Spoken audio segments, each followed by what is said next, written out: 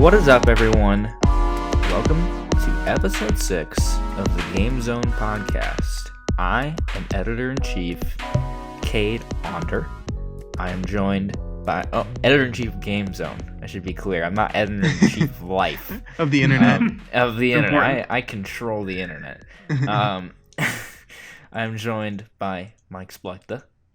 Ew. And Matt Liebel. Assistant to the editor-chief. This is true.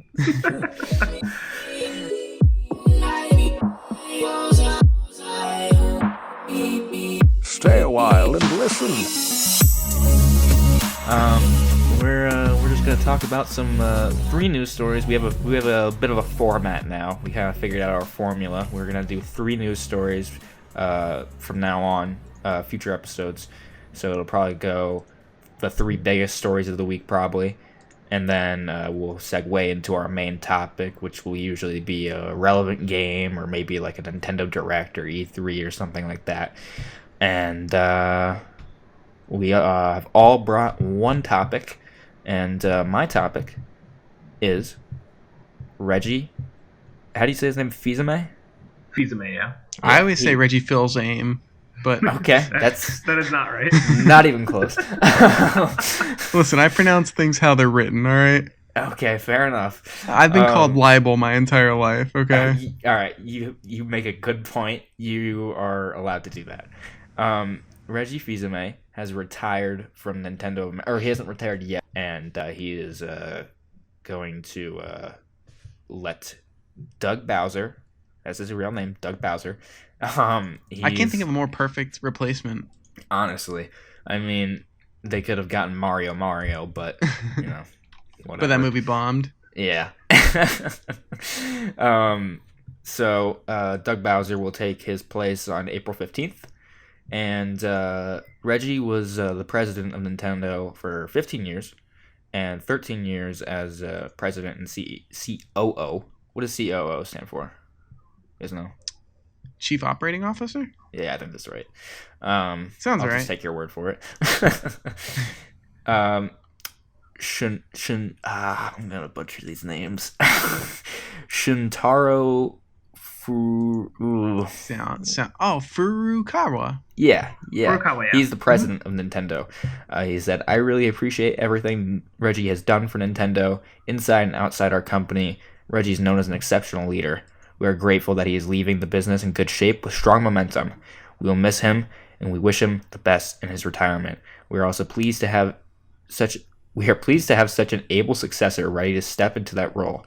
Doug Bowser and the rest of the team will ensure a seamless transition, continued momentum for Nintendo." And then Reggie said, "Nintendo owns a part of my heart forever. I can't read today, guys. It's a part that is filled with gratitude for the incredible." For fuck's sakes. For the incredibly talented... We get it. He's sad that he's leaving, but he's sad. Also going to get... Or are you breaking up? Is your voice breaking up because you're sad? I'm so upset. Listen, he's quitting because he wants to spend time with his family, right? Yes, exactly. Is that the gist of it? That is the gist of it. All right. He did say, "This is not game over for me, but instead leveling up to more time with my wife, family, and friends." Yeah. So... very cute. Save the sappiness, all right?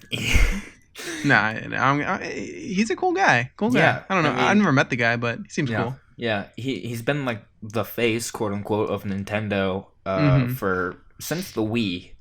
And I mean, obviously, My Body is Ready, a classic. And you know, everyone loves him when he comes out at events, and he's always very friendly and very kind. And he was obviously on stage with Phil Spencer and Sean Layden at the Game Awards. And you know, he's a good guy from what I can tell. I've never met him either, but he's definitely one of the shining stars of the industry.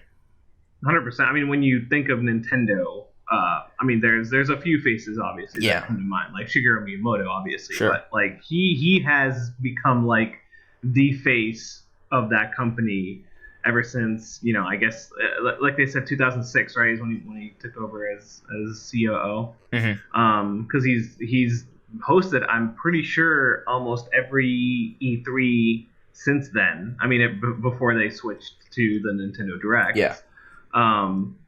And also, yeah, like you said, like he's been the meme king for them too. So like the Reginator and like you said, the My Body is very like, man, he's like, yeah, he was basically the face of that company, and it's gonna be like weird not seeing him. Yeah. But at the same time, I'm pretty sure Doug Bowser has previously spoken in like a video before, and I think he was like a pretty personable guy. Yeah. So I'm kind of curious to see how he fills in those shoes, because they're like huge shoes to fill in. I mean, like there's like probably literally also. Yeah, he's a big guy. He's a huge dude. Yeah. Yeah, I mean, Reggie is like such a charismatic guy. He's always just like really happy and bubbly and like super cool. But and I don't think Doug Bowser has been like a huge. He's been in like a couple of things. Like you probably wouldn't recognize him if you saw him. He looks like a pretty normal guy, I guess. But I think first time I remember seeing him was at the Nintendo Switch launch event in New York. I didn't go to that, but I saw like videos from it. He like opened the door and helped hand out like the first console and stuff. Oh, nice. So he's definitely present in the community. He wants to. He's not like a corporate guy in the shadows or something. Mm-hmm. So he's got a good smile on this picture. Yeah. Oh yeah. And you know what? Like of all the ways he could be leaving Nintendo, like this is probably the best possible way, right? Yeah, like there was no like illness or death, God forbid, like or a firing. Like this was just like the dude wanted to spend time with his family.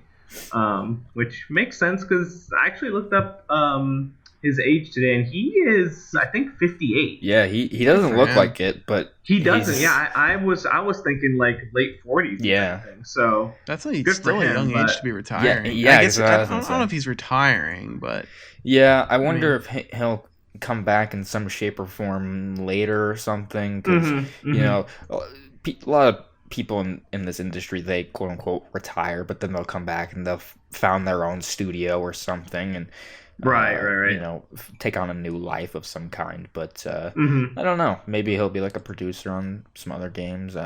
I'm curious to see if he does come back in some way and what that may hold for the future. Can you imagine if he just comes back and makes like the most hard R video game he could possibly make? He's leaving at a weird time. Like Nintendo's like at the top of their game. Yeah, I mean maybe he just feels comfortable with where they're at. Yeah. So he's like feels comfortable hanging up those gloves and handing it off to someone else. I don't know. Yeah, or he's getting out because Metroid Prime 4 is canceled and he's getting out of the firing line. I mean, listen, that dude lives and breathes Nintendo. Yeah. At least from our perspective, right? From what we see, definitely. So I think the dude deserves some well. Wait, hold on. I've got breaking news right now.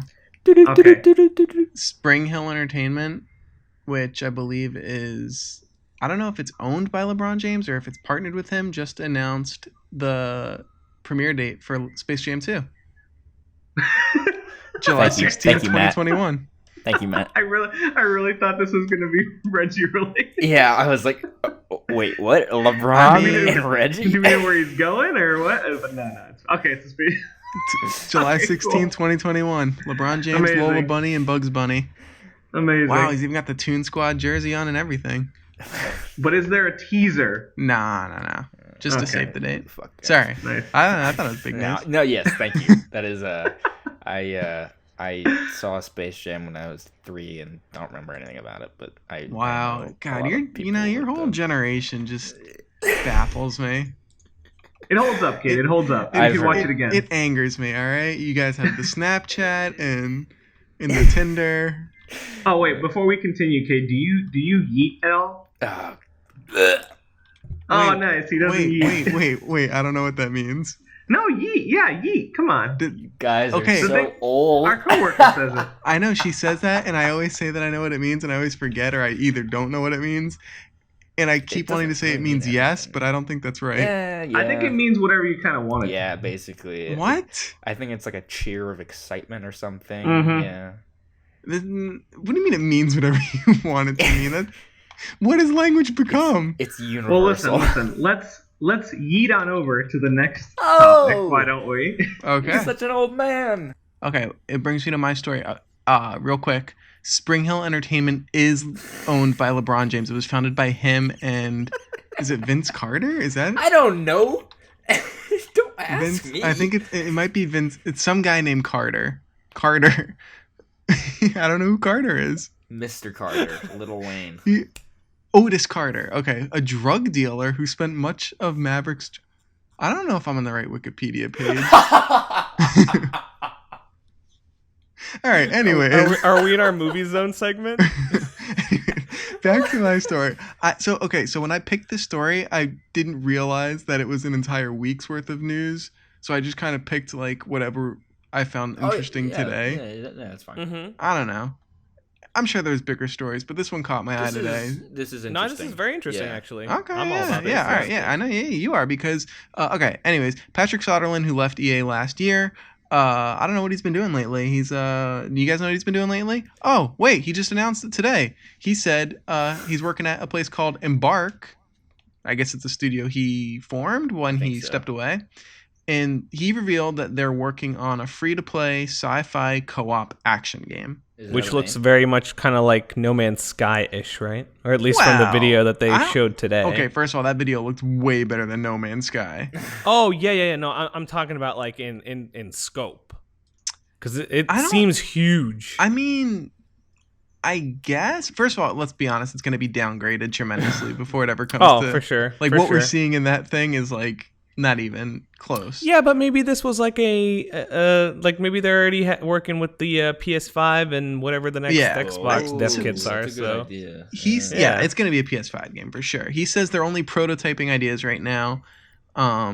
So I don't know what it is. I mean, he did say it's going to be a game about overcoming seemingly impossible odds by working together. So it's going to be co-op. It's Death Stranding. which I love. Oh God, Death Stranding. You know, It sounds screw like that Death game. All Stranding the right, way screw you that put it. game and screw people who are excited for it. I hate you all. That's Hey. I know. I'm I'm sorry. excited I know for that was Head me. Dave. Yeah. I was thinking about it today. So it's official. Cade's going to E3 this year. I got approved for my nice. press pass last week. Oh man, you're gonna go to that Sony press conference? That's maybe what Nintendo. Have fun waiting 3 hours in a line. Yay! Yay! No, you'll get that. I was thinking about it. I was like, oh, maybe I'll get one of those like cool stories where like I'm peeing at a urinal and Hideo Kojima just walks up and I'm like, he won't be there. What am I talking about? He's standing up there. Hilarious. So yeah, so the studio's only like 50 developers in size, which is I actually like that more. I'm rooting for them because I like to root for small indie studios as opposed. I mean, I root for all the studios, but like sometimes Activision and EA, they get a bad rap. Sure. Rightfully Well, so. also remember, Activision and EA are publishers. They're not really the developers. Yeah, but So I mean, we can root against the publishers and for the developers. Yeah, but I don't know. It just feels so synonymous together. It does. Point yeah, being, you're right. I want to see I want to see good things. I don't know. Yeah. But I feel that way with every game. I was rooting for Anthem too, and I don't know. But yeah, I don't know anything about this game. It caught my eye and looks good. Or it looks like the quote I see here as far as size goes, and I know it's in kilometers, so I'm not sure if you guys are gonna. No. But it says it's pushing visual fidelity on a large scale of 256 square kilometers, which is pretty huge. Just to put that in perspective, I think PUBG's the big map is 8 by 8 square kilometers. Oh, so Jesus. yeah. So if that puts it into perspective for you guys, the scale of this map is ginormous. I mean. The first thing I thought of when I heard it was Warframe, but I feel like everything sounds like Warframe. Yeah, I mean the fact that it's co-op is interesting to me, and the fact that it's free to play is interesting to me. And sci-fi, yeah. It's just like, I mean, granted the map is huge, but it's just. I mean, we don't really know anything about the gameplay of what kind of game it is. I mean, they showed the character from it, but is that someone that we're playing as? That little guy in like the astronaut suit or whatever? I don't know. That was like, a lame looking guy. Like though. there's very little male Tracer in that. Cosplay Tracer. Yeah. Well, there's another little dude like camping with him on this mountain, and they're on a beach right here. Cute. With a hold on. In this one picture, it looks like there's what are those things called in Mass Effect? The Reapers. The Reapers. Yeah, it looks like a giant Reaper behind it. I mean, I used to be very skeptical about free to play games. I've kind of been softened on them ever since I started playing a lot of Warframe and now starting Path of Exile and stuff like that. Like there's definitely good ways to do free to play, but also Patrick Soderlund ran EA for a long time, so microtransactions and loot boxes. That's the only thing that's a little scary. So we'll see. It does look good though. Yeah. One thing, this is like not really related, but it just made me think of it. Is it Space Jam related? No, it's not Space Jam related. I mean, that's a sci-fi movie. That's gonna be the name of this episode, by the way. Space Jam is happening. So are it's you a guys sci-fi familiar? movie. You know what? Fuck Space Jam. Just shut up. Whoa. If there's a Space Jam game, we can talk about it. The problem is you didn't grow up with Michael Jordan in his heyday. You're right. Or Bugs Bunny in his heyday, for that matter. You're right. You make a good point. I say this, but like there was a period of time last year where I was putting up movie reviews like left and right on the website, so I don't know what I'm talking about. I had a review for Sicario: Day of the Soldado on there. I'm like, what am I doing? I had opinions and I wanted to get them out there. But do you still remember what you wanted to say? Yes, I do. I remember what I wanted to say. You shut your mouth.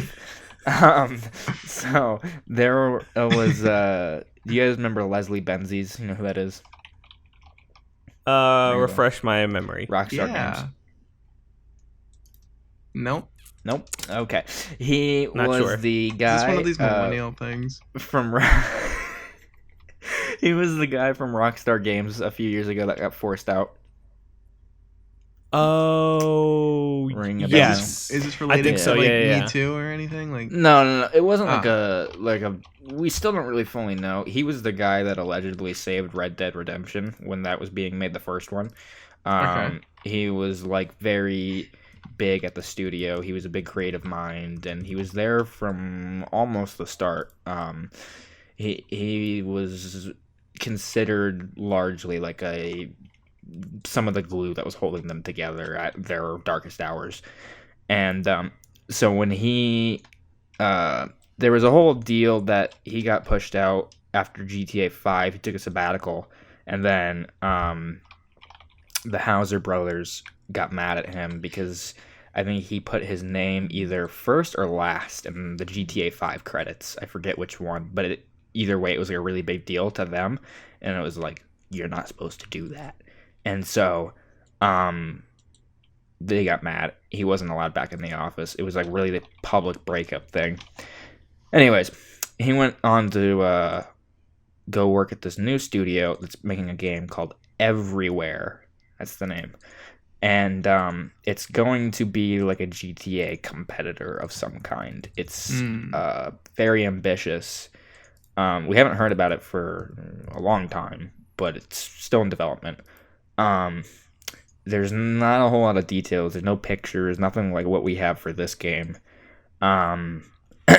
But it sounds really ambitious. They're using that Amazon Lumberyard engine, and I imagine it's a next-gen game. It's conceptualized in 2016. They had a number of 30 people on staff by January 2017, and the intention of offering a less restrictive experience than that of other games, it draws most of its influences from real life.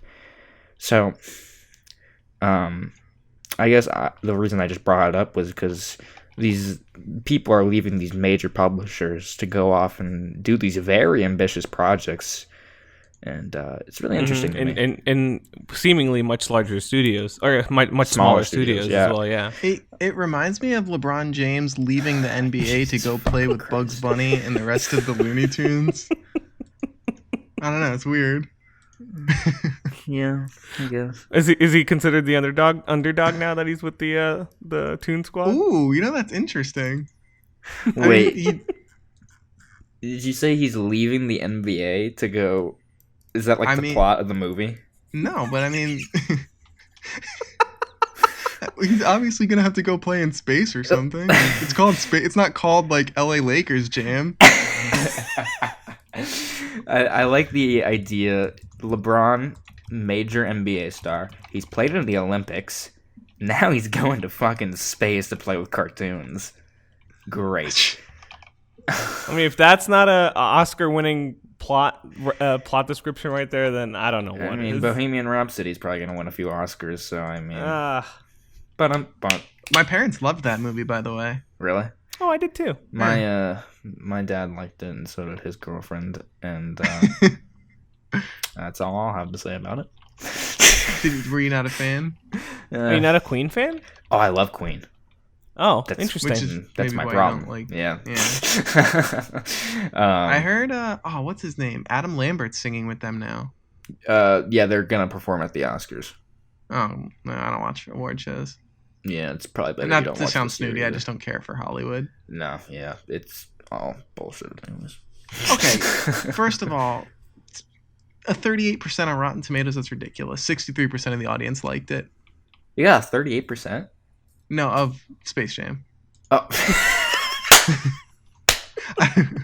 What was the other movie? You know what? I was gonna Bohemian say it. I was Rhapsody. gonna say.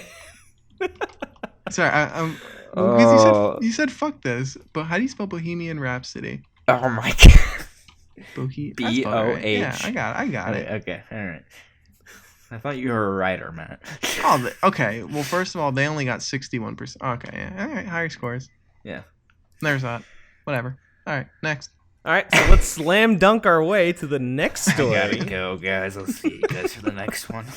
All right, so the last one is mine, and it's the rumor about the Game Pass coming to the Nintendo Switch, which I'm actually unsure. Wait. Game Pass?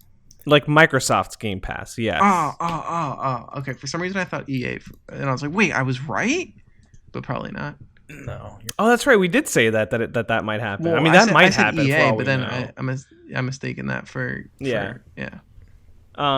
But the rumor comes from I guess a YouTube channel called Direct Feed Games. Mm-hmm. So you know what?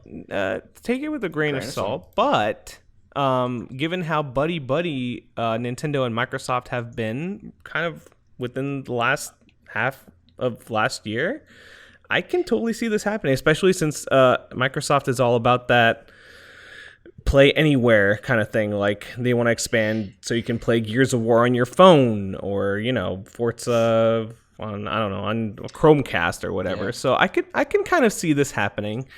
Granted, Game Pass right now in its current iteration, there's no way that it could work on the Switch because at least from what I remember, you have to download everything, right? Correct. Like there's no streaming capabilities from Game Pass. I mean, yeah, I don't know exactly how Xbox's streaming thing works, because with their first party stuff, right, every game is published on PC as well.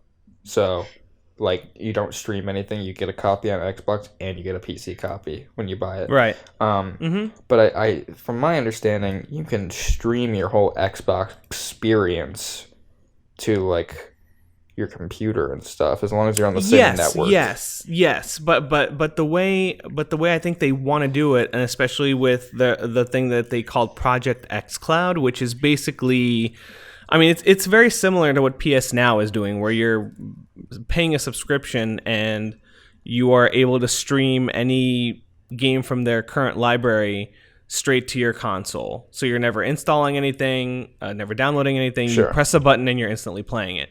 And that's what I think they're most likely going to have to do if this is indeed true, because I mean, let's face it.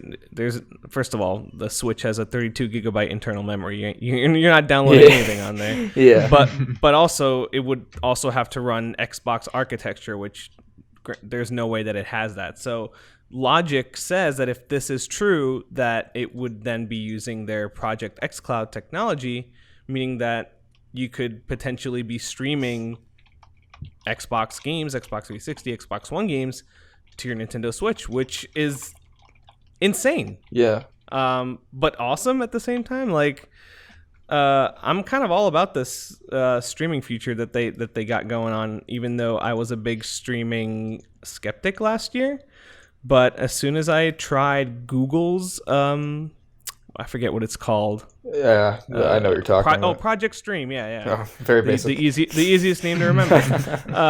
Easily forgettable. I got access to try Assassin's Creed Odyssey through that program. Yeah.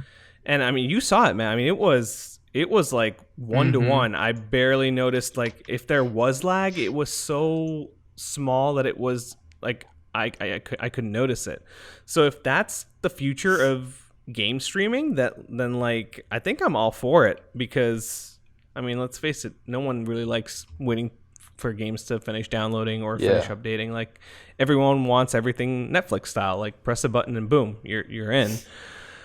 So like I said, if this does end up being true, then it's definitely very interesting, especially for these two once rivals now being all buddy together. Game Informer is corroborating this story as well. In talking with our own sources, it has been suggested that the announcement of Game Pass on the Switch could come as soon as this year. Whoa, E3? Yeah, probably, I would imagine. It's also important to note, Switch is no stranger to streaming, at least in Japan. They don't do it here in America, but you can stream Resident Evil 7 and Assassin's Creed. I think it's Odyssey. It might be Origins. Yep. No, it's Odyssey. Okay, cool. So, I mean, this is definitely something I think is happening, and the tech is definitely already there. Yeah. And you mentioned it, kind of like people don't want to download games. I would be very interested if Microsoft's next Xbox, they've kind of talked vaguely, they're like doing multiple SKUs, so like different versions. I imagine one of them will be discless, because there's an Xbox One, this current gen, that is allegedly releasing this year, that will not have a disc drive. So I'd be interested in seeing next gen if they had another Xbox whatever that didn't have a disc drive and you could stream your games. Actually, so there is a quote or a tweet by Andre Sagers. He's from Game Explain, which brings up a very good point regarding this. He puts in quotes, "Game Pass doesn't make sense for Microsoft to sell Xboxes," which that does make sense, because if you're going to allow people to stream games on your Switch, what's the point of ever needing an Xbox? However, he follows that up with true, which is why Microsoft is moving beyond Xbox as dedicated hardware. Imagine how much less successful Netflix would be if you needed a $300 Netflix box to stream movies, which, true. I mean, that makes so much sense. No, not really.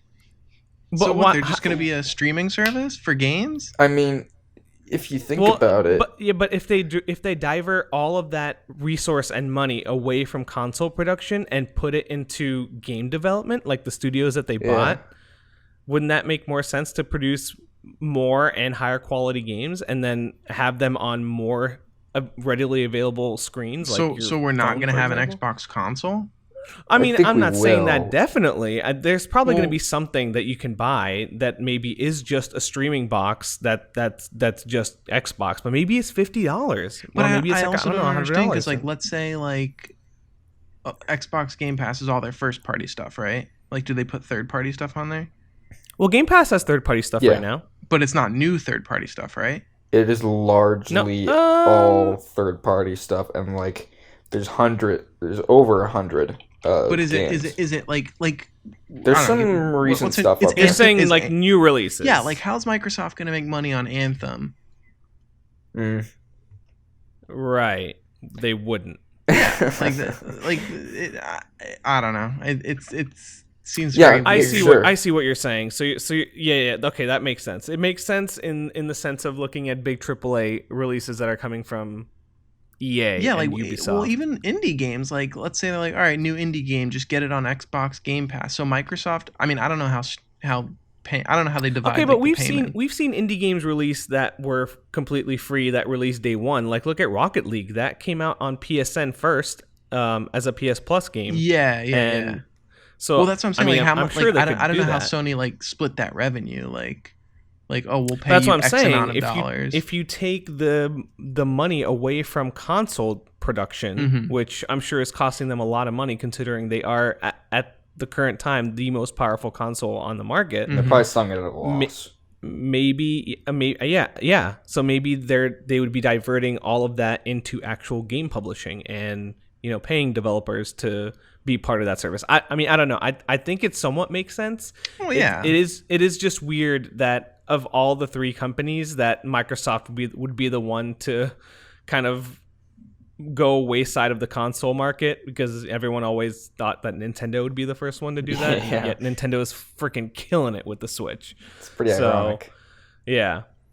But it's something to think about. But it's definitely interesting regardless. But even if that doesn't end up happening, if they do bring Game Pass over to the Switch, I mean, the more screens that they can appear on is probably a win for them, because Switch people right now don't have Game Pass. They have no reason to have it, right? Why would? But if why they would bring it to Nintendo it, want this? well, because they're already buddy with Well, Nintendo. think of it like Do you remember that this. Minecraft ad that Yeah, they but released? That's like true. what's Nintendo getting at? Like, oh yeah, put your I got Forza on the Switch. I'm raising my hand.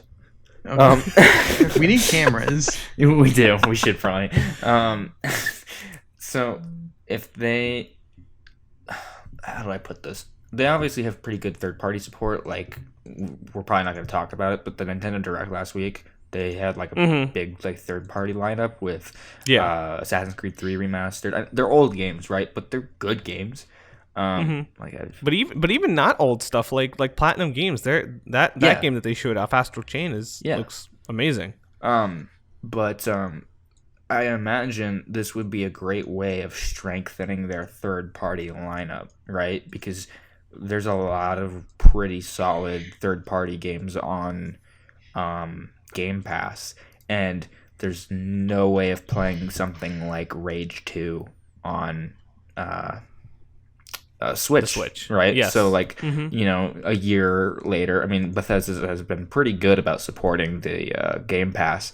So I mean, a year goes by, and then boom, Game Pass, and now you can play it on your Switch. Well, ironically, Bethesda has also been really good with supporting the Switch. So yeah, exactly. So it's, I think that'd be. But that's kind of, I mean, I don't know if that's a great selling point to tell people, hey, if you wait a year, you get to play this game. Sure, but that everyone else has been playing. There's not a lot of the last people I feel like that play Nintendo Switch as their main console, and if they do, they're not interested in playing those games day one, right? Yes. So I think that's true, actually. Yes. Those are the same people who probably played Skyrim for the first time on Switch and were like, this is great. And then they also played Wolfenstein 2 for the first time on Switch, and Doom, and all these other great games. So I mean, I don't think it's like a stretch. I don't know. Yeah, no, you might be right. I would be Matt brings up a great point. Like, there's a lot of like questions surrounding it. Like, how does this make sense as a business standpoint? Microsoft has been doing a lot of weird stuff business wise that, from our perspective, is like, are you fucking nuts? But like, they're not a dumb company, right? I mean, they know what they're doing. They've been super consumer friendly. This. Yeah. I mean, at least this past year. Yeah. At least, yeah. In And 2018. I think it's gonna pay off big time, especially going into next gen. Whatever they do, they have won back a lot of people, and people are gonna be focusing, what is next? What are you gonna do? Because like, yeah, we'll talk about this later. Crackdown 3, bit of a bomb critically, but I think they're gonna come out hitting pretty hard next gen, because they know they dropped the ball first party with games, but could that change next generation with all these studios they're buying up? Those games that those studios are making, they're not Xbox One games. or at the very Yeah, least, they're probably not. cross-platform. I was gonna say that none of those games have even been Yeah. revealed or touched on at all. So yeah, They're definitely that's probably all gonna be for next gen. like launch games or like first year, and Mm-hmm. so I mean they're gonna come out swinging, and they know like if this does not work, they're fucked. Yeah, that makes sense. Matt just said, "Whoa." Anthem's ready to go. Oh, okay, whatever. 15 gigs. 15 gigs of Anthem. Got another 23 left to go. Great. 15 gigs of bugs and Oh, so it's almost 40 gigs. Okay, Yeah. that makes sense. All right, yeah, you want to move on to the what we're playing segment? Yes. Yeah. All right, but hold on, because I've been doing more research during whatever you guys are talking about with Xbox, blah, blah, blah, great. whatever. Thanks for listening. Okay. Matt. Spring Hill Oh, no. Entertainment called it Space Jam 2, but earlier sources said that it's not an actual sequel to the one starring Michael Jordan. Wait, is it a reboot? I don't know. It's not rooted in the original story, is what the quote was. So But they can't erase the first one. I know. This is Listen. this is Ghostbusters all over again. That- Oh Jesus. my god. The women are taking over. It's a fine. Wow, I'm not a feminist, or I'm not against women. Speaking of that guy got the new director, of course, faced Yeah, I heard about backlash that. for what he said, which is Yeah. Oh stupid. yeah, he's getting crucified online. It's yeah. so dumb. It's true. Yeah, I don't think he meant the quote the way that Yeah, he wrote it, I don't think so obviously, either. but of course the internet. Okay, is to be taking it fair, complete- the reboot wasn't made for fans. Yeah. Yeah, I don't think it was. No. I do know some people who have knowledge of the production of Space Jam 2. Get the F out of here. I'm serious. Are we I setting up an believe- interview for next week? No, Oh my God, that's we're not going happening. we're going This is- deeper into Space Jam right now. I'll see if I can find some stuff out, but I don't think I can like bring them on. Well, but anonymous source. yeah, well, I can't have their voice. You know, No, whatever. we'll get But one of those voice changers. Come on. We'll Have darken you seen the the? room behind. Yeah, those like crime documentaries. I'll just pitch shift them in Adobe. We'll be okay. Great. That's what I'm saying. But I believe it starts shooting this summer, from my Yep. understanding. No, it Yeah, does for sure. so, Yeah. maybe I can find You some. are asking for the song I believe. I believe. Is that What is right? it? What was that? That was my Alexa. Is that Alexa? It scared the Oh. shit out of me. That's creepy. What would you like to play next? Stop. Why is she? Who's she talking to? Me. He must have said something that sounded like a trigger word to her. I had it like the mic turned off for like the past like 3.5 months, and then last night I was showing this girl it. I'm like, look at my Alexa, I'm so cool, right? And then I turned it on, and then I forgot about it. Cade, how do you feel about the new Dumbo? It's kind of weird. I'm not big on the whole Disney remaking their cartoons. Like I actually like remakes. Like I'm not opposed to them, but like there's something about those movies that they're already really timeless and they're kind of perfect that it's weird to go and try and like the whole charm is they're animated. Like the whole thing with Aladdin is like the genie looks cool because he's a cartoon, not because he's Will Smith. With Yeah. that looks really fucking weird and blue. I love Cade talking about movies. I mean, it's bizarre, right? Because like the whole thing with the cartoon was like he could transform into anything, but in this he's gonna always look like Will Smith. In like, I hope it's not like he like his like body transforms into like a big fat guy, but he still has Will Smith's face or something. That would fuck I with me. hope. You hope? Okay. I'm not. Just because I know seeing that people are gonna movie. rage about it. I haven't seen. I don't think I've seen any. I wanted to see The Jungle Book because that looked actually kind of cool, but I haven't seen any of the live action Disney remakes. I'll probably see The Lion King because that actually looks kind of cool, like just from a technology perspective. Yeah, the But, live action one that's not actually live yeah. action. Yeah, so bizarre. That one. Yeah, exactly. Action. We'll just call it action.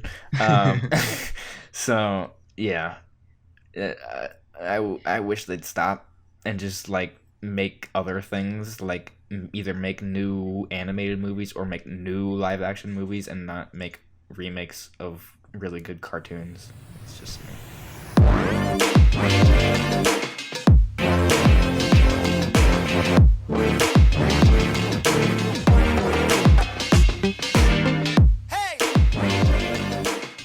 Alright, so what are we playing? Let's talk a little Crackdown. All right. Because I think me and Cade have quite the opposing views on this game. Yeah, my first impression of it on Twitter was, holy shit, Crackdown 3 is terrible. Aww. Why do you not like it? So my first impression of it was, my friend asked me if I wanted to play it, and I had been meaning to get around to playing it. I was like, well, the whole thing is, it's probably better with a friend. So I was like, yeah, let's play. And I hopped in, and this was my first time playing it. So he already had like a game, started, and I joined in with a new character, and it just drops you in, and you don't have a gun, you don't have abilities, you can't sprint, you can't even jump very far. It gives you nothing, and like, I was just like, when I played Crackdown 2, I was able to just go. Like, I could do whatever the hell I wanted. So I can't speak for your thing because it seems like you starting off in your friend's already pre-made world is what made it kind of odd. I have played like by myself since then. Okay. Well, I mean, the beginning, there's story reasons why you can't jump high anymore and sprint or whatever. But the whole, at least for me, the whole charm of the original Crackdown was hunting down all those different ability orbs. Yeah. The agility, the strength, the shooting ones, and seeing your character progress in power over time. Mm-hmm. And I thought this game still does that pretty well. Like, if anything, Crackdown 3 to me is like a current gen version of Crackdown 1, basically. Yeah. It's like they took Crackdown 1 and just remade it for the Xbox One and PC, and that's this game. With Terry Crews in it. He's pretty good. Yeah. I mean, I guess just part of my frustration was I didn't have a gun. Like, I had nothing, and these guys just came out of fucking nowhere and were like beating on me, and I couldn't do anything. I was just like, friend, help me. And he was like, dude, I'm dying too. And I'm like, well, I can't even get a gun. And I went into like the loadout thing. There's nothing. Like, it just, you don't have a gun until you pick one up. And granted, if you pick up a gun, it automatically goes to your like loadout, and you can get it out whenever you want after that. But like, the fact that you can't just jump in with a friend and just have even the most basic of guns, you literally have your bare hands. And Terry Crews is a strong ass motherfucker. He should be out there snapping necks, literally kneeing people in the face and stuff. But he's just like, ooh, and then he's dead. And I'm like, well, this is disappointing. But so I think a large part is that you started that game off really weird. Like, had you just started off by yourself, I think, because in the beginning, it kind of walks you through like this very short tutorial part where you get a gun and like a secondary weapon and a grenade and all that. So you have your basics before you're let loose on the town or in the city or whatever. But I think this game has a strength that is also its weakness, is that it is very 2006 and 2000. Yeah, it's like a very early 2000s game, which to a lot of people that's going to turn them off because it is the most basic of mission design and even city design. Like everything about this game is very early 2000s, which nothing stands out. Which that sucks for people who wanted like a next gen Crackdown. Yeah. But on the flip side, like for me, again, I loved Crackdown 1.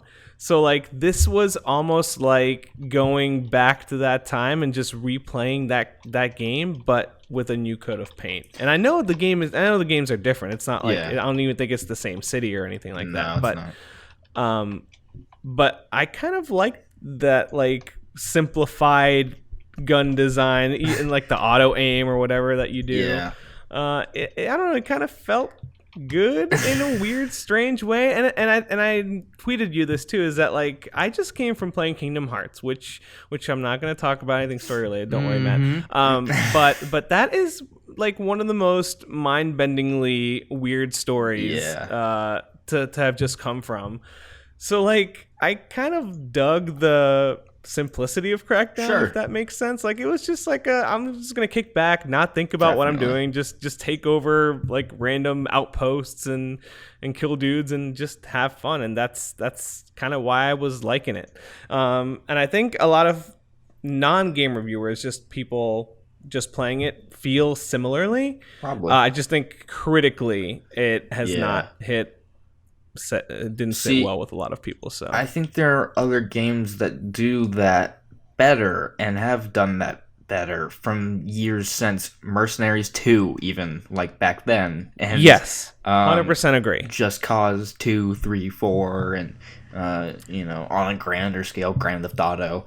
And I think I know, and I think there's probably another reason why I'm not as upset at this game, and I think it's Game Pass. Yeah, I think the fact that I didn't have to spend $60 is making it a lot less disappointing. Like there was no price of entry for. I mean, granted, yes, the Game Pass subscription is I paid $2. I have to pay, but still, like immediate access to a game on day one that just launched. I don't have to spend $60. It's like the perfect scenario.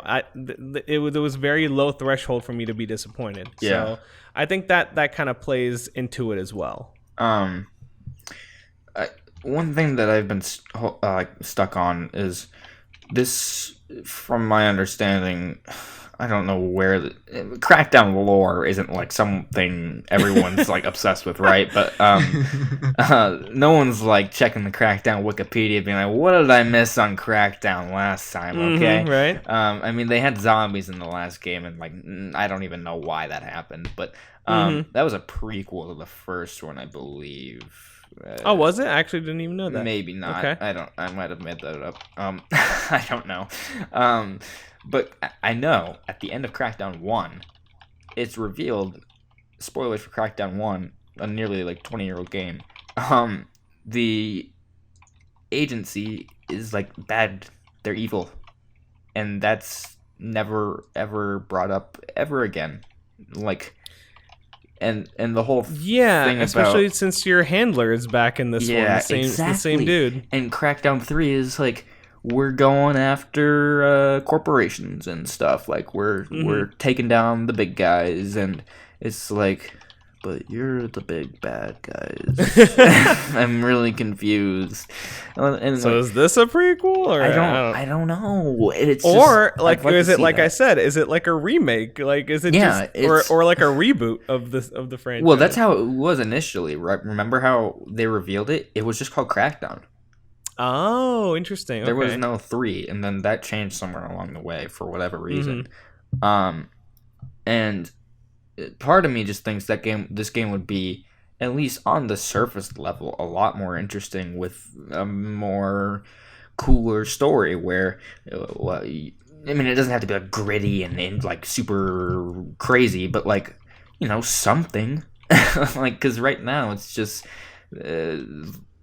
that formula that like Mafia 3 had, where you go and you take down the boss, and then you take down the next boss and stuff like that, and it's just kind of like, this isn't very appealing. It's like a very Nemesis light system, like from exactly, but not even that. It's more mercenaries than it is the Nemesis system. Sure.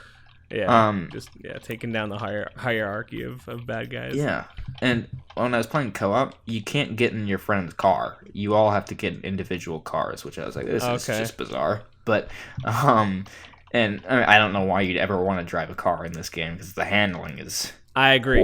The cars are bad. Holy shit! It's literally like they added those cars like a week before the game came out. And they're like, oh shit, guys, we don't have cars, and they're like, all right, well, just go back to Crackdown 1, drag and drop those files. I know that's not how game development works, but it definitely feels like something was amiss there. Like, they did not spend a lot of time on it or something because they. Well, and ultimately, it's also more fun, I think, to be outside of your vehicle in that game. Yeah, definitely. But there's also like abilities with the car, like it can jump. Yes, So, the like- transforming ones, yeah. Yeah, so like what the hell? It's just I don't know. I prefer Crackdown 2, and I know that's a bad opinion because everyone likes 1 more than 2, but I actually really like Crackdown 2, especially if you have like cheats and stuff. That game's really fun. But are you finishing this one? Am I gonna finish Crackdown 3? Can you bring yourself to finish it? Probably not. Wow. Okay. It's not that I think it's like an abomination or something. It's just like I've got other things that I can spend my time on. Makes sense. I paid like $2.17 for a Game Pass subscription, so I'm not hurting for it. Okay. I'll maybe dip in and out of it if I'm like playing a game or listening to a podcast or something. But for now, I'm thinking I don't think I need to see any more. Okay. And that's really upsetting because Crackdown's a really cool franchise and it like has potential to be something cool. Oh yeah, I mean especially on next gen. people went nuts when they announced just the logo. Yeah. During the first, whenever it was announced, like 2014, 6 I years think. ago. Yeah. Oh, okay, 2004. Yeah. So I mean, it's clearly a cult hit amongst fans, but I guess that long in the oven just proves that there's probably a whole lot of changes made. So the whole pitch there was definitely originally- trouble in paradise for that game. Yeah, the whole pitch originally was everything is destructible, and that's Yes. apparent in the multiplayer mode. Yes, it's where only in the it's- Is multiplayer that mode. still fun? Like, do we still get excited for that? I mean, I think it was more groundbreaking because it Yeah. was using like Microsoft's cloud Yeah. computing to do that, and that was like the whole big thing that And Xbox wanted to and do. that was right? fake or whatever. I mean, it wasn't fake. I still Eh. think that the multiplayer mode does do that. But I think they figured out like they can't do it on a massive scale Yeah. like they wanted to inside the entire city. but So- even then, I feel like a game like Battlefield has better destruction, and granted, you can't level every single building, but you can make an impact. it's still impressive. Yeah, and I think Mhm. that the Battlefield, which has been doing it since, Bad Company in 2007 or something like that. I mean, Mhm. it's doing it better than Crackdown 3 is in 2019. Yeah, that's a shame. Even though you can level an entire city in the multiplayer at Crackdown 3, it's nothing like. It just feels like you're almost toppling over building blocks more than. Right. Yep. It doesn't have the detail, Yeah. So I don't know. I hope that doesn't mean Crackdown's gone forever because, like I said, I think there's some potential to do something really cool with that. Even though since Crackdown 1, we've had the blow everything up games like Just Cause. We've had the you're a superpowered person with Saints Row 4 and stuff, but Right. Yeah. and all these games have kind of shown it up, but I think you could do something really cool with a Crackdown game if you get the right people behind it, the right energy, and I shouldn't say take the time because they certainly took their time and it didn't pay off. Yeah. Yep. But It's funny, right? Because we're always like, "Oh man, maybe this game, shouldn't have released it. It Yeah. clearly wasn't ready." But then when it's games that take like 6 to 10 years to make, then people are like, "Well, that took too long, and maybe they changed too much. And now it's not so great." Exactly. It's there's no middle ground there. Seriously, we are all like assholes. Honestly, like let's be real. Like game development is fucking hard. Yeah. It's true. I It's have true. I no- just started doing that, and Yeah, I can attest it's fucking hard. And I'm making basic shit. I have no doubt. No there was choices. blood, sweat, and tears put into this game. People worked long hours. People really put their heart into it. But end of the day, that it's still you're putting out a product. People are paying for it. You gotta be honest and be like, this just isn't it. Yeah, makes sense. And then moving on from Crackdown, you also played and finished Metro Exodus, right? Yes, I did. I actually saw a commercial for that game. Good for them for actually advertising it. Yeah, they're doing good. So Metro Exodus, we talked a little bit about it last week, but I was only a A couple little bit, hours yep. in. So I gave it a 8.5, or maybe I gave it an 8, one of the two. The review's up on the site, but the gist of it is it is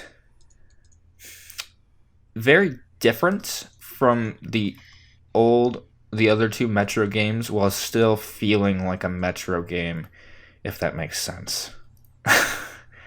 Matt, have you played the Metro games? Mike hasn't. I think I played one of them. Do you know which one? The second one? Last Light? Maybe not. I think I played a demo of it or something like Okay. that. Oh, okay, Matt, real quick anecdote. Me and you attended a E3 demo of Last Light. Okay.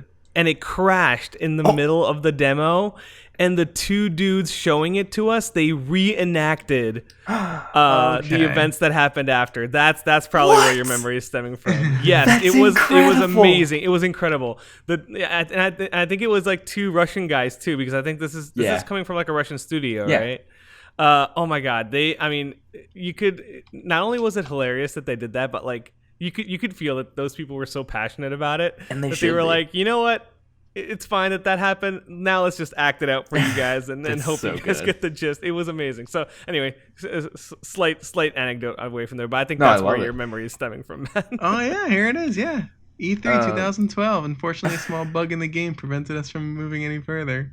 But lucky for us, the developers acted out what happened. Oh, it was that was unforgettable. I wish there was a video of that. That'd be so good. Oh, I know. Yeah, I'm not sure if we probably weren't allowed to do video footage of it, but man, that was just fantastic. Wow, and that was 2012, so that was 7 years between the last game and this game. Well, they showed you that in 2012. Well, that was a preview, so it came out like 2014 or no, 2013. 2013. Okay. Wow, that feels like a long time ago. Yeah. But yeah, it has been a long time. Metro Exodus is a very standalone game. It has, connections to the other games, obviously. Characters. You don't have to play the other ones to get. Okay, that's not. good. There's reason to if you have played the other games, you will see connections and stuff, but like it's nothing like super strong and concrete. The biggest carryover is your wife, Anna, or I think her name's Anna. Elsa. She. Oh man, Frozen 2. Am I right? Man, I don't know anything about it. I didn't watch the trailer. Are you kidding? Oh my God, we're gonna have a date night, and you're gonna watch that. I'm sure I will. I've seen the movie, the first movie. And? I didn't. It's pretty good. You're not feeling my enthusiasm? But did you like it more or less than Space Jam 1? I don't remember Space Jam 1. I do not remember Space Jam 1. Because I was didn't have a brain yet. Wow. I still don't, but it's at least he admits it. Hold on, wait. When were you born? 2000. Wait. 2000? Oh my God. Yeah. November 17th, 2000. You're right, you weren't born yet. No. Steak and Shake just tweeted at me. That's what? Cool. Wow. Man, your Twitter game is good. Thank you. I do my best. So your wife and Metro. All I get are Trump supporters yelling at me. My wife, Anna. Your waifu. Okay, so she carries over. She carries over from Last Light, and she's really the only carryover that's significant. And she's wait. So you are playing the same character from that game then? Yeah, the same character throughout all 3 games. Oh wow. Okay, yeah. So I mean. You wouldn't know that because he doesn't talk. Oh, really? Okay, I was going to say, it seems like you should play all 3 then, and if that's the case. Yeah, he doesn't talk outside of loading screens where he has a journal, and he... okay. But it's mostly here's what just happened, here's what's about to happen. So it's nothing significant. Oh my gotcha. God, this strawberry and cheesecake steak and shake looks good.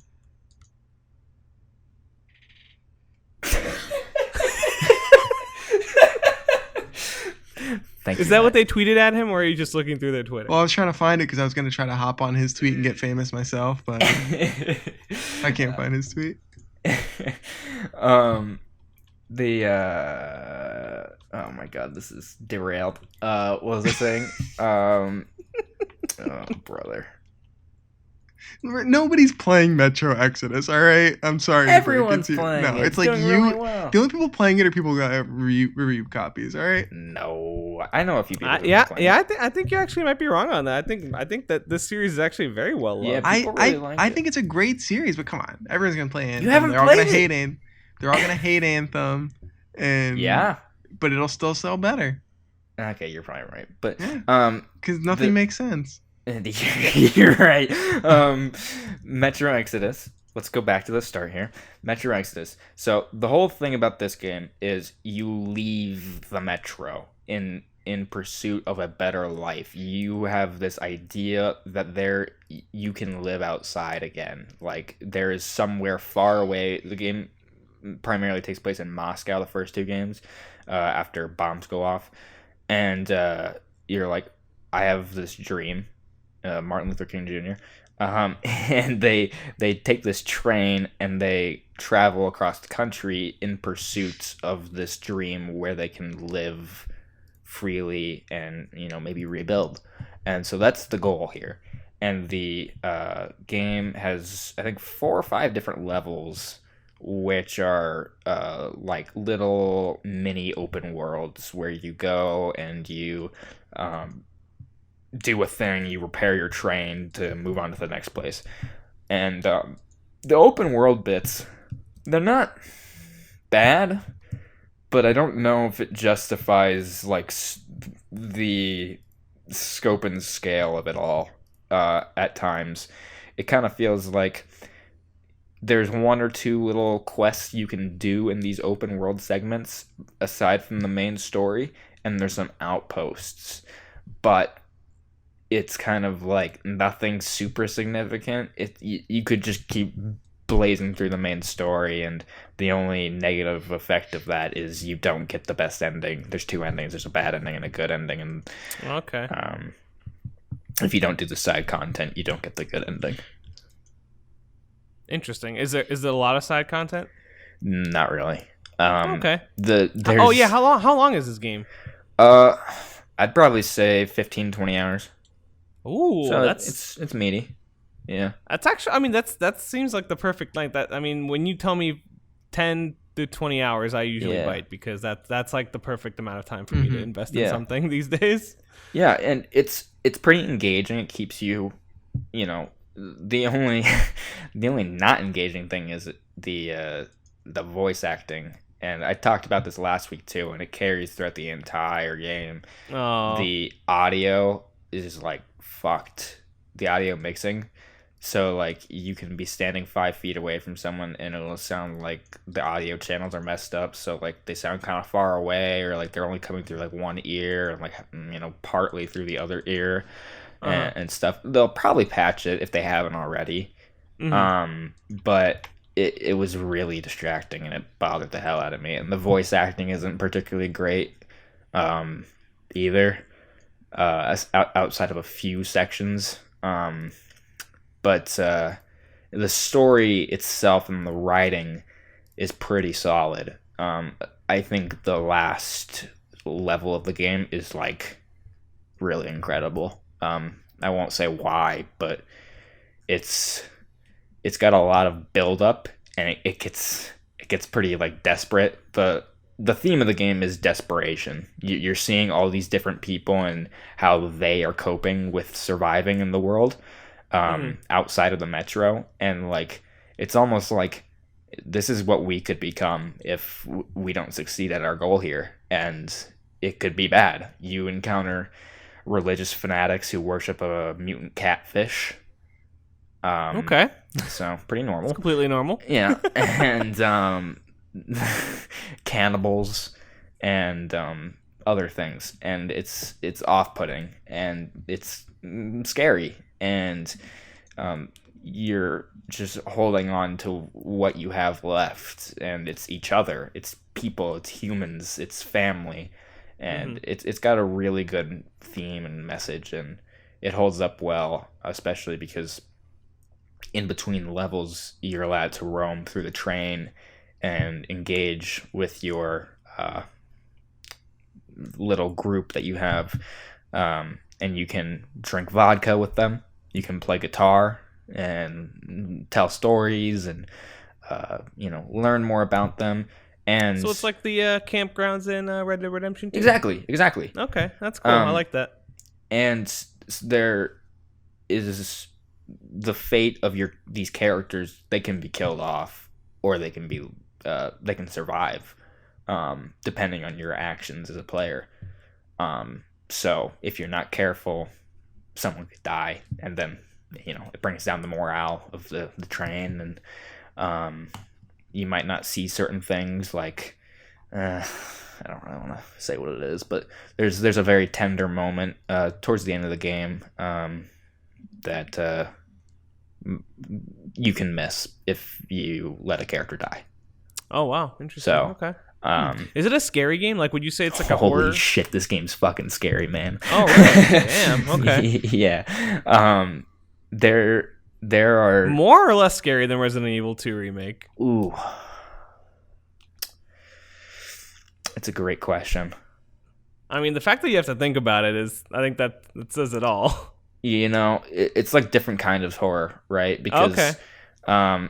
Resident Evil 2 is largely like panic, Mm-hmm. You're like trying to get away from something that's following you, or something's getting really close to you and you're moving really slowly and stuff, right? So, but it's atmospheric and there's really creepy monsters, and I hate giant spiders in video games. I don't care like for regular spiders in real life, like they don't bother me, but giant spiders in video games like Skyrim or just giant bugs, fuck those things, man. There's so many there's a whole level in this game where you have to go through a dark bunker for like 45 minutes, and Oh god. the only thing that keeps these spiders away is the light, and the whole thing is pitch black, and you have a flashlight and a lighter, and your flashlight can die. And so if that dies, you have to recharge it with this like pump, and then you can just hear them go and you hear them getting closer, like, ah! And it's terrifying. And when you have just your lighter out, you hold your gun with one hand, which means if you gotta reload, you gotta put the lighter away. And Oh wow. so Yeah, that sounds horrible. it was the most But in like the best stressful way. thing I've had to do in a game in a long time. Wow. Because those spiders were in 2033, the first game, and it was only like a brief part, probably like 10-15 minutes, and I didn't like that bothered me. And then they did it for a much longer period in this game. And then the horror doesn't stop there. There's other creatures. There's like a sentient ball of electricity that moves around on one of the levels. It's really bizarre. It's not fully explained. A lot of like the appeal of Metro is just you don't understand it because it's just the aftermath of what happened. Okay. But with that said, there was a big supernatural element to Last Light. I don't know if you guys saw this in your little demo or if they had to reenact it or whatever. There was I don't know if he's like an alien or what, but there was a little boy, quote unquote. He was a baby Dark One is what they were called. And they're these creatures that are very scary looking. They kind of look like the aliens from XCOM. And this little mutant boy, you go out to kill all of his kind, and then you go to kill him, and then something happens, and you're actually he follows you around the rest of the game and is your friend. Oh, okay. And you grow to like kind of love him. He's Interesting. awesome. Okay. I've been tweeting a lot about him recently. He's not in this game. Okay. But so like where I was going with that is Metro Exodus is like kind of like leans back from that supernatural aspect and focuses more on the human side. Okay. Although people have found him or a dark one in Easter eggs. It's not like a part of the story. You can find him like hidden away in the background, like maybe he's watching you and still keeping an eye on you, and protecting you and stuff. Because he's kind of a protector in the second game, so it's kind of like maybe implied maybe he's helping you out a little bit. I don't know. So there's really cool stuff in this game, and I do appreciate also the way it values life. Anytime you go into combat, you can kill everyone, or you can knock them all out, or whatever. And then during combat, sometimes enemies will surrender, and they'll get down on their knees and they'll beg for their life. And you have the option of killing them, or you can let them go. And, depending on how much of an asshole you are, that affects your ending. I was just going to ask that, yeah. Okay. It also affects how your comrades survive or not. Oh, So, okay. If you're being a little bit of a dick, Do we still use the phrase comrade? well, they're Russian. Yeah, I mean, it makes sense in this get that, context. but I feel like they use it in like the movie Anastasia. Also Like, Russian, right? I don't know if they still use the word comrade They anymore. don't. I'm sure they don't, but that's like stereotype Russian, right? Yeah. Comrade. Yeah. Like Zangief Vodka. in Street Fighter. Yeah, exactly. So, this game is not stereotype Russian. All these Russian guys are pretty badass, but like it's made by people from that area of the world, so they're not like super hammy and stuff. But so ultimately, you recommend it. is what I you're like it a saying. lot. I think there's issues, mainly in the technical aspects, and like the frame rate was really sluggish during combat at times, and the open world maybe isn't the greatest thing in the world, but I mean it's fine. It's not bad. It's just very fine. I think you could cut it out and make the game maybe a little shorter if you wanted to. Okay. And again, you can streamline all this stuff and just blow right past it at the cost of maybe getting a worse ending. Okay. And the worst ending is, I haven't watched it, but I have read what it is. It's pretty fucked up. So, Oh, really? Wow. Okay. yeah. But it also sounds like it has like a little bit of a bittersweet twist to it, so I don't know. But yeah, I recommend Metro Exodus, especially because I imagine a lot of the issues I have will be patched, outside of the open world stuff. But one last thing I want to bring up. The weapon customization is awesome. You can basically create guns from parts you pull off of other people's guns. So there are like base guns, like there's an SMG, there's an assault rifle, there's another assault rifle, there's a sniper rifle, shotgun, stuff like that.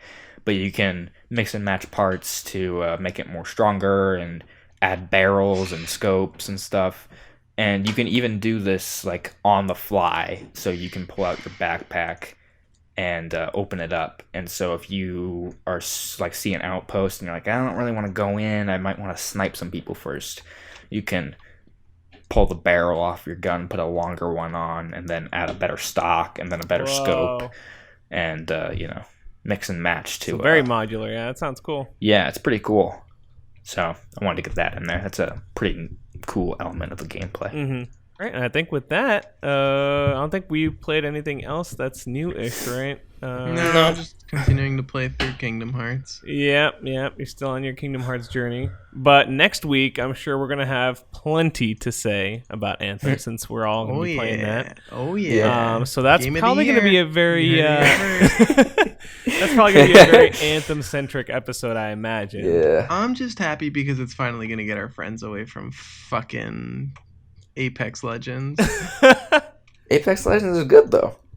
It is good. It is. But I don't know. Matt's not good at it, so he doesn't like it. No, that's not the case. The problem I think is, you're bad. I mean, it's not a good game. I have sucks. 4 wins. Ridiculous. How many do you have? I've only played the game like once. It's not important okay. how many wins I have. All right. So your ratio is 0 to 0. 1. Okay, great. Okay, how many wins in Fortnite do you have, bud? Like 2. Yeah, exactly. I've only played it like 10 Oh, times. there it is. There it is. All right. I see. Honestly, Apex Legends is another Blackout with a Is it few not Black- changes. Did you not like Blackout? It didn't do anything. It wasn't. I think Apex Legends is better than Blackout, but it didn't do anything. It doesn't do I anything. don't like your opinions on this podcast. I think we should take a vote after this ends and see if you stay. No, I'm joking. I think it's important to note that Space Jam 2 is coming out in 2021. It is so happening. good.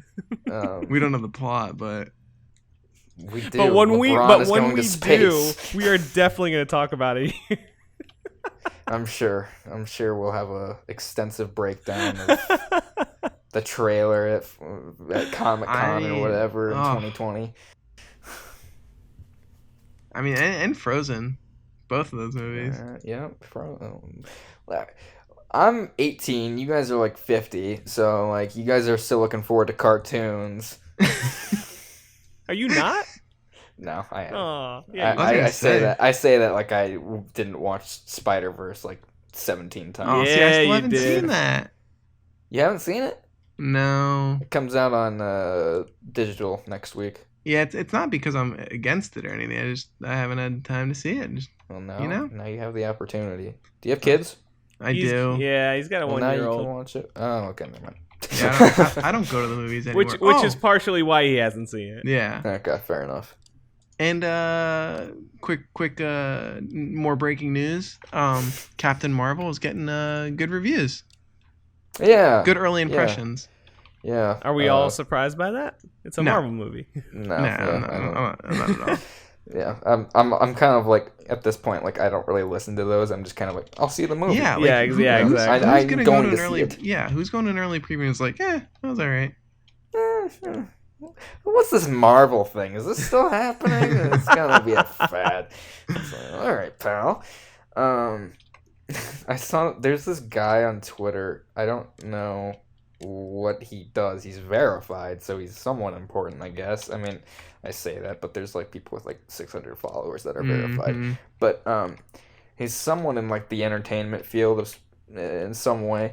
I don't know if he actually goes to these premieres, but he'll tweet out like the first half of a tweet, and it'll be like, "Captain Marvel was great. Brie Larson is a great actress, and she nails the part." And Bucky Barnes like does some heinous stuff that I can't probably say on this podcast, and like it is so funny. And then when these media sites they do their roundups of these impressions, he always gets put in. And he puts, like, the most absurd, disgusting stuff. And it's like, how do they not read these?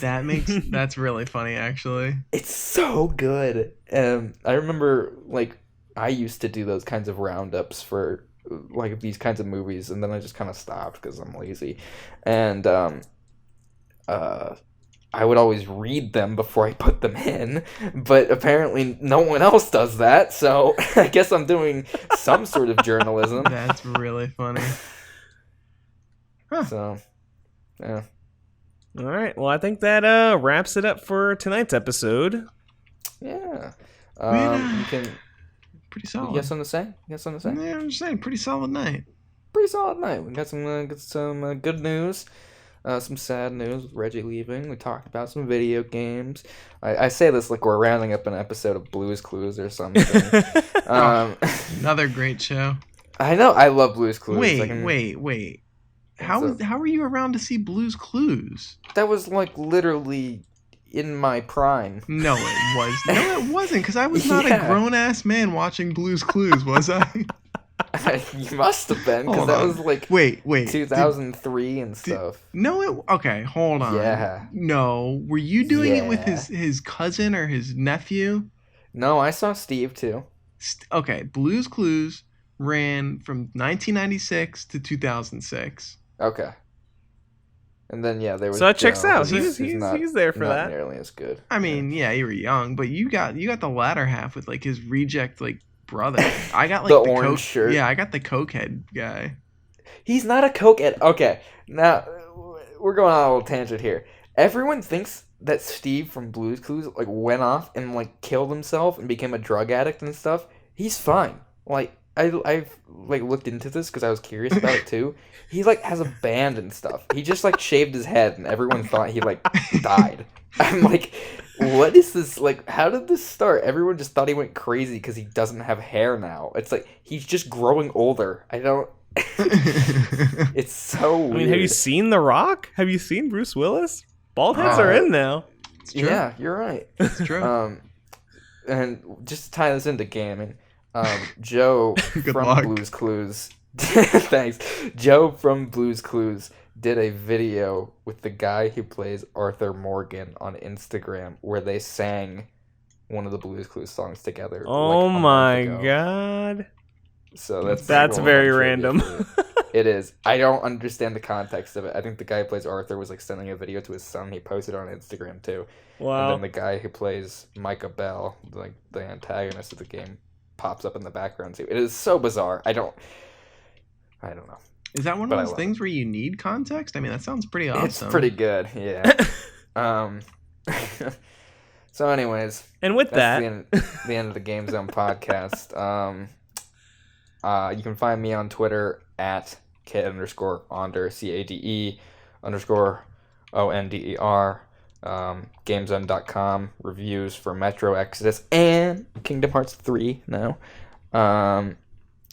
And we'll probably Mike's doing the review for Anthem. I'm taking a break, so I don't have to. Oh, no, that's not true. I just got another game we got to review. Yeah. So there's stuff on the site that you can read, news, reviews, bad opinions. You can read things. Yep. You can read things, and you can follow us on SoundCloud. We are working to get this on iTunes and Spotify. Hopefully sometime in March we should have that, I imagine. That'd be kind of cool. It would be cool. Then my wife just found out that I'm actually doing this. Oh, really? Yeah, she was like, oh. She thought like podcasts had to have interviews like every time because she listens. I forget that Kristen Bell's husband. She listens to them and he's always interviewing fun people, and I just get to talk to you guys. We're not that cool. Yeah. We get the occasional interview like Yuri Lowenthal, and I've been really working on something and I'm trying to get it finalized and it's maybe gonna happen. I'm not gonna say what it is, but if it happens, it's gonna be great. It's gonna be big, and I'm really excited about it. And so I also got approached for an opportunity to interview someone else really cool today. And on here? Hopefully. Mm-hmm. Yeah. Oh man! For Hope I both don't make of a us. fool of us. You Ask them how they feel about Space Jam. Yeah, we're gonna be like hard-hitting interview journalism questions. You're gonna be like, all right, let me get your take on the Space Jam movie. What do do you you think about think of- LeBron James leaving the NBA to go to space with Bugs Bunny and his girlfriend? I mean, that's the kind of hard-hitting questions you need to be asking. I think that's what people want to know.